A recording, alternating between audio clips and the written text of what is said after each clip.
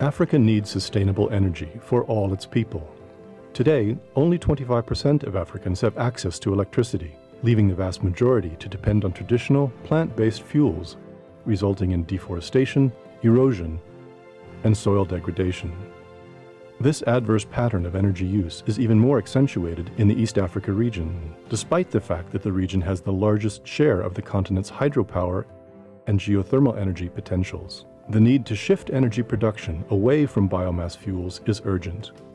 Clean and renewable sources such as hydropower, solar, wind, and geothermal energy point the way to a more sustainable future.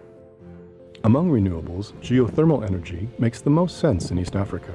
Hydro is supposed to be cheaper, but because of dry seasons, availability is low. Geothermal wins out due to its low CO2 emissions and its regional abundance. Geothermal, being green and available, is used as a baseload. Today, a number of initiatives and regional geothermal support programs are fast-tracking the development of geothermal resources, such as the United Nations Environment Programme African Rift Geothermal Development Facility, known as RGEO, which is funded regionally by the Global Environment Facility in 6 countries. Several dynamics drive the program's support for geothermal forward. Resources are indigenous, environmentally sound, and economically viable. But their potential, estimated at some 20,000 megawatts of electricity, remains dramatically undertapped. Countries across the region are at various stages of geothermal resource exploration, but have very limited data about the potential impact of these resources. To date, geothermal development has been hampered by several factors, such as risks associated with resource exploration or financial risks linked with investment in power development projects. The biggest challenge in geothermal is upfront financing. We find that you have to look for big monies at the very beginning of your project, and financing can be a challenge for a company or even a government. Inadequately skilled manpower in geothermal science and technology is another problem, as is a lack of clear and coherent geothermal policy, regulation, and institutional frameworks. Geothermal were first located in Mineral Department, where a license was given, and we are supposed to work it in the Energy Department now.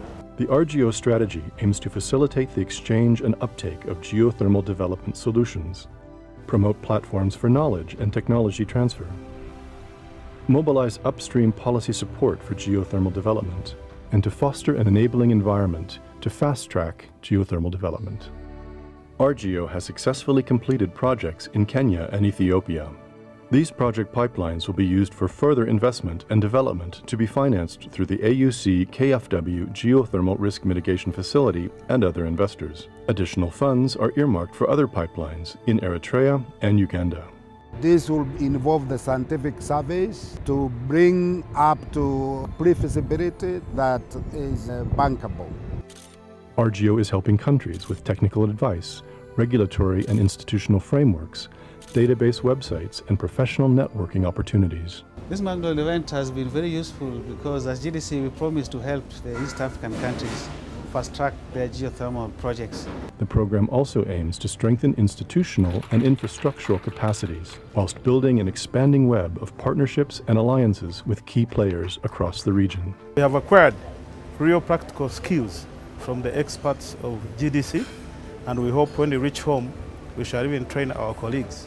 UNEP and its partners are committed to reducing greenhouse gas emissions through low-carbon geothermal energy, both as a base load and generation mix. We encourage all development partners, financing institutions, and the private sector to play a part in developing East Africa's geothermal riches. Geothermal is real and it can benefit the continent and help reduce poverty. We hope that many countries in Africa will follow suit and develop their resources that we know is abundant.